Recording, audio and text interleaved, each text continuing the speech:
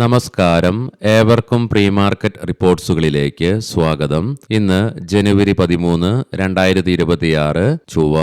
ഇന്ന് നിഫ്റ്റിയുടെ ഈ മാസത്തെ രണ്ടാമത്തെ ആഴ്ചയുടെ വീക്കിലി എക്സ്പയറി ആയതിനാൽ തന്നെ മാർക്കറ്റിൽ വോൾട്ടാലിറ്റി എക്സ്പെക്ട് ചെയ്യേണ്ടതായിട്ട് വരും. മാത്രമല്ല യുഎസിന്റെ ഇന്ത്യൻ സ്ഥാനപതിയുടെ ഭാഗത്ത് നിന്നും ഇന്നലെ വന്ന പ്രഖ്യാപന പ്രകാരം ഇന്ന് വീണ്ടും ഇന്ത്യയും യുഎസും തമ്മിലുള്ള വ്യാപാര ചർച്ചകൾ പുനരാരംഭിക്കുമെന്നുള്ള പ്രഖ്യാപനത്തെ തുടർന്ന് ഇന്നു മുതൽ വീണ്ടും യുഎസും ഇന്ത്യയും തമ്മിൽ വ്യാപാര ചർച്ചകൾ പുനരാരംഭിക്കുമെന്നുള്ളതിനാൽ തന്നെ വ്യാപാര ചർച്ചകളും ഇന്ന് നമ്മുടെ മാർക്കറ്റിനെ സാരമായ രീതിയിൽ തന്നെ ബാധിച്ചേക്കാം. കൂടാതെ ഇന്നലെ യുഎസ് പ്രസിഡന്റ് ഭാഗത്ത് നിന്നും പുതിയ താരിഫ് ഭീഷണികൾ വരികയുണ്ടായി. അവയെക്കുറിച്ചും കൂടാതെ ഇന്നലെ ഇന്ത്യയിൽ നിന്നും റിലീസ് ചെയ്യപ്പെട്ട പ്രധാനപ്പെട്ട കമ്പനികളുടെ Q3 ഏർണിംഗ്സുകളുടെ റിസൾട്ടുകൾ, മാത്രമല്ല ഇന്ന് Q3 ഏർണിംഗ്സുകൾ പ്രസിദ്ധീകരിക്കുന്ന പ്രധാനപ്പെട്ട കമ്പനികൾ തുടങ്ങി എല്ലാ കാര്യങ്ങളും വിശദമായി തന്നെ നമുക്ക് ഈ വീഡിയോയിൽ പരിശോധിക്കാം. ഇന്ത്യ യുഎസ് വ്യാപാര കരാർ ചർച്ച ഇന്ന് മുതൽ വീണ്ടും പുനരാരംഭിക്കുമെന്നുള്ള പ്രഖ്യാപനം ഒരാഴ്ച നീണ്ടുനിന്ന നഷ്ടങ്ങൾക്ക് ശേഷം ഇന്നലെ ഇന്ത്യൻ മാർക്കറ്റിന് നേട്ടത്തോടുകൂടി തന്നെ വ്യാപാരം അവസാനിപ്പിക്കുവാനും സാധിച്ചു. എങ്കിലും വിദേശ ധനകാര്യ സ്ഥാപനങ്ങൾ ഇന്നലെയും ഇന്ത്യൻ ക്യാഷ് മാർക്കറ്റിൽ 3648.40 കോടി രൂപയ്ക്ക് സെല്ലിംഗ് തുടരുകയാണ് ഉണ്ടായത്.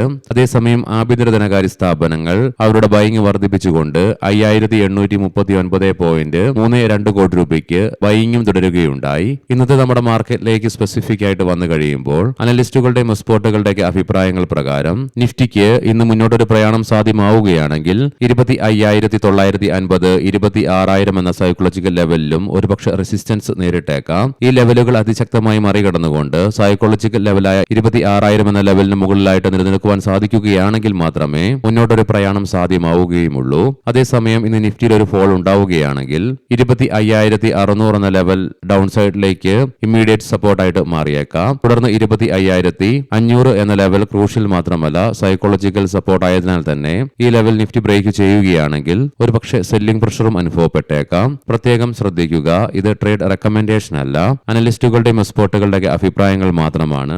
എഡ്യൂക്കേഷൻ പർപ്പസിന് വേണ്ടിയിട്ടാണ് ഈ ലെവലുകൾ വിശദീകരിക്കുകയും ഉണ്ടായത്.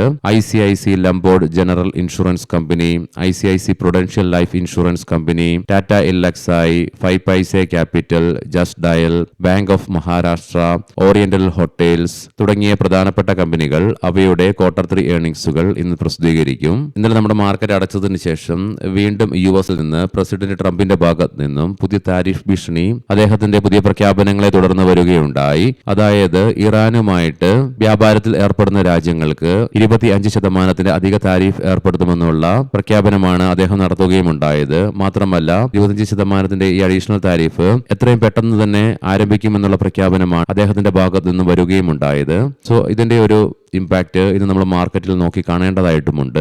പ്രത്യേകിച്ച് ഇന്ത്യ നിലവിൽ ഇറാനുമായിട്ട് ക്രൂഡ് ഓയിൽ ഉൾപ്പെടെ വ്യാപാരം നടത്തുന്ന സാഹചര്യത്തിൽ ഇന്നലെ ഇന്ത്യയിൽ നിന്നും റിലീസ് ചെയ്യപ്പെട്ട ഡിസംബർ മാസത്തെ റീറ്റെയിൽ ഇൻഫ്ലേഷൻ ഡേറ്റയിൽ തുടർച്ചയായി രണ്ടാമത്തെ മാസവും ഉയർച്ച രേഖപ്പെടുത്തുകയുണ്ടായി. തൽഫലമായി നവംബറിലെ 0.71% നിന്നും ഡിസംബറിലേക്ക് വന്നപ്പോൾ 1.33% റീറ്റെയിൽ ഇൻഫ്ലേഷനിൽ ഉയർച്ചയും രേഖപ്പെടുത്തുകയുണ്ടായി. ഇന്ന് ഇന്ത്യയിൽ നിന്നും പ്രധാനപ്പെട്ട മാക്രോ ഇക്കണോമിക് ഡാറ്റകളുടെ റിലീസ് ഒന്നും തന്നെ ഇല്ല. അതേസമയം ഇന്ന് പ്രധാനപ്പെട്ട ഗ്ലോബൽ ഇവന്റുകൾ ഒത്തിരിയേറെ നിലനിൽക്കുന്നുണ്ട് താനും. അതിൽ പ്രധാനപ്പെട്ടത് രാവിലെ നമ്മുടെ മാർക്കറ്റ് ഓപ്പൺ ആകുന്നതിന് മുന്നേ 5 മണിയോടുകൂടി ഓസ്ട്രേലിയയിൽ നിന്നും ജനുവരി മാസത്തെ Westpac consumer confidence change ഡേറ്റയുടെ റിലീസ് ഉണ്ട്.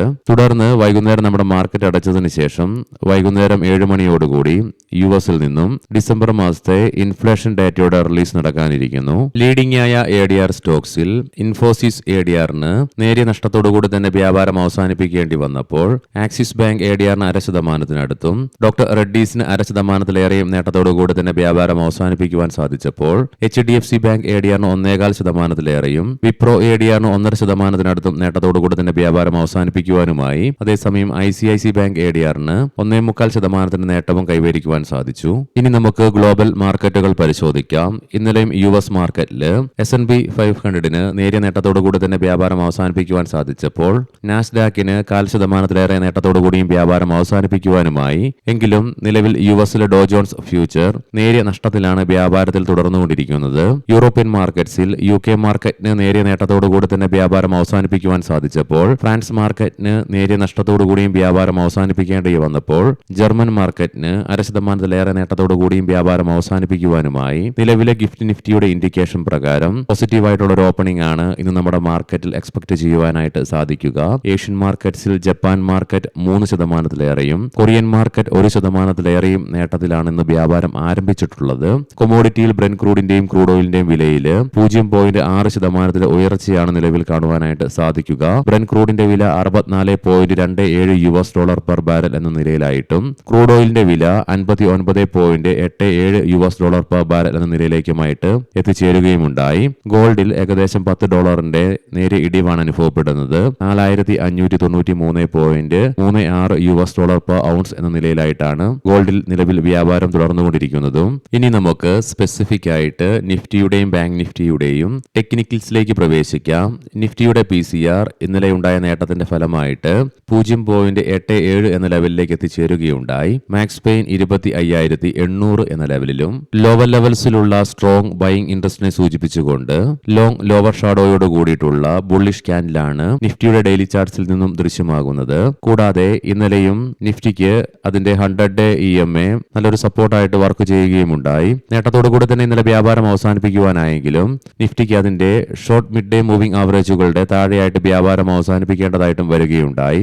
RSIയിലും നേരിയ ഉയർച്ച രേഖപ്പെടുത്തുകയുണ്ടായി. തൽഫലമായി 42.84 എന്ന ലെവലിലേക്കും RSIയും എത്തിച്ചേർന്നു. വീക്കിലി ഓപ്ഷൻസ് ഡാറ്റ പ്രകാരം 26,000 എന്ന സ്ട്രൈക്കിലാണ് കോൾ സൈഡിൽ ഏറ്റവും കൂടുതൽ ഓപ്പൺ ഇൻട്രസ്റ്റ് കാണുവാൻ സാധിക്കുന്നതെങ്കിലും 26,300 എന്ന സ്ട്രൈക്കിലാണ് ഏറ്റവും കൂടുതൽ കോൾ റൈറ്റിംഗ് നിലവിൽ കാണുന്നതും. അതേസമയം 25,500 എന്ന സ്ട്രൈക്കിലാണ് പുട്ട് സൈഡിൽ ഏറ്റവും കൂടുതൽ ഓപ്പൺ ഇൻട്രസ്റ്റ് കാണുവാൻ സാധിക്കുന്നതെങ്കിലും 25,700 എന്ന സ്ട്രൈക്കിലായിട്ടാണ് ഏറ്റവും കൂടുതൽ പുട്ട് റൈറ്റിംഗ് നിലവിൽ കാണുന്നതും. ബാങ്ക് നിഫ്റ്റിയുടെ PCR 0.91 എന്ന നിലയിലും മാക്സ് പെയിൻ 59,500 എന്ന ലെവലിലുമായിട്ട് നിലകൊള്ളുന്നു. നിഫ്റ്റിയുടേതുപോലെ തന്നെ ബാങ്ക് നിഫ്റ്റിയിലും ലോവർ ലെവൽസിലുള്ള സ്ട്രോങ് ബൈയിങ് ഇൻട്രസ്റ്റിനെ സൂചിപ്പിച്ചുകൊണ്ട് എബവ് ആവറേജ് വോളിയത്തോടുകൂടി ലോങ് ലോവർ ഷാഡോയോട് കൂടിയിട്ടുള്ള ബുള്ളിഷ് ക്യാൻഡിലാണ് ബാങ്ക് നിഫ്റ്റിയുടെ ഡെയിലി ചാർട്ട്സിൽ നിന്നും ദൃശ്യമാകുന്നത്. ഇന്നലെ നേട്ടം കൈവരിക്കുവാൻ സാധിച്ചെങ്കിലും ബാങ്ക് നിഫ്റ്റിക്ക് ഇന്നലെയും അതിന്റെ ഷോർട്ട് ടൈം മൂവിംഗ് ആവറേജുകളായ 10-20-day EMAകളുടെ താഴെയായിട്ട് വ്യാപാരം അവസാനിപ്പിക്കേണ്ടതായിട്ടും വരികയുണ്ടായി.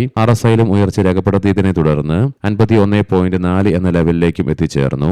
മന്ത്ലി ഓപ്ഷൻസ് ഡാറ്റ പ്രകാരം 59,500 എന്ന സ്ട്രൈക്കിലാണ് കോൾ സൈഡിലേക്ക് ഏറ്റവും കൂടുതൽ ഓപ്പൺ ഇൻട്രസ്റ്റ് കാണുവാൻ സാധിക്കുന്നത്. അതേ സ്ട്രൈക്കിൽ തന്നെയാണ് ഏറ്റവും കൂടുതൽ കോൾ റൈറ്റിംഗും കാണുക. പുട്ട് സൈഡിലേക്കും 59,500 എന്ന സ്ട്രൈക്കിൽ തന്നെയാണ് ഏറ്റവും കൂടുതൽ ഓപ്പൺ ഇൻട്രസ്റ്റ് നിലവിൽ കാണുവാൻ സാധിക്കുന്നതെങ്കിലും 59,000 എന്ന സ്ട്രൈക്കിലാണ് ഏറ്റവും കൂടുതൽ പുട്ട് റൈറ്റിംഗ് നിലവിൽ കാണുവാനായിട്ട് സാധിക്കുന്നതും. ഇനി നമുക്ക് ഇന്നത്തെ പ്രധാനപ്പെട്ട സ്റ്റോക്കിംഗ് ന്യൂസുകൾ പരിശോധിക്കാം. മുൻകൂട്ടി ഓർമ്മിപ്പിച്ചുകൊള്ളട്ടെ, ഇതൊരു ബൈ ഓർ സെൽ റെക്കമെൻഡേഷൻ അല്ല.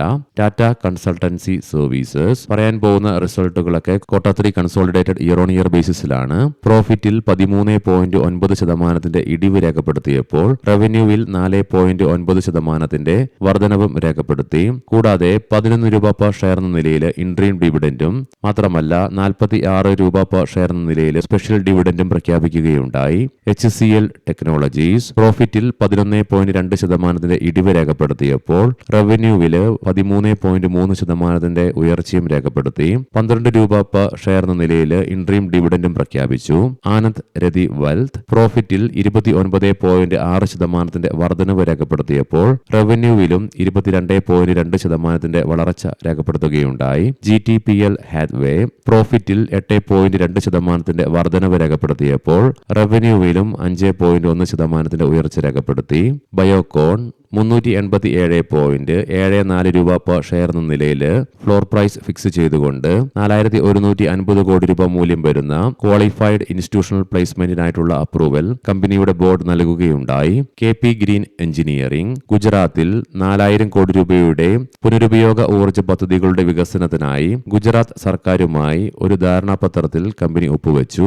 സിക്കാൾ ലോജിസ്റ്റിക്സ് ഛത്തീസ്ഗഡിലെ പോർഡ ചിദംബാനി ഓപ്പൺ കാസ്റ്റ് പദ്ധതിയിൽ 4,038 കോടി രൂപയുടെ പദ്ധതിക്കായി സൗത്ത് ഈസ്റ്റേൺ കോൾഫീൽഡിൽ നിന്ന് കമ്പനിക്ക് സമ്മതപത്രം ലഭിക്കുകയുണ്ടായി. ഏവർക്കും നല്ല ഒരു ട്രേഡിംഗ് ദിനം ആശംസിക്കുന്നു. വൈകുന്നേരം പോസ്റ്റ് മാർക്കറ്റ് റിപ്പോർട്ട്സുമായി കണ്ടുമുട്ടാം. നന്ദി, നമസ്കാരം.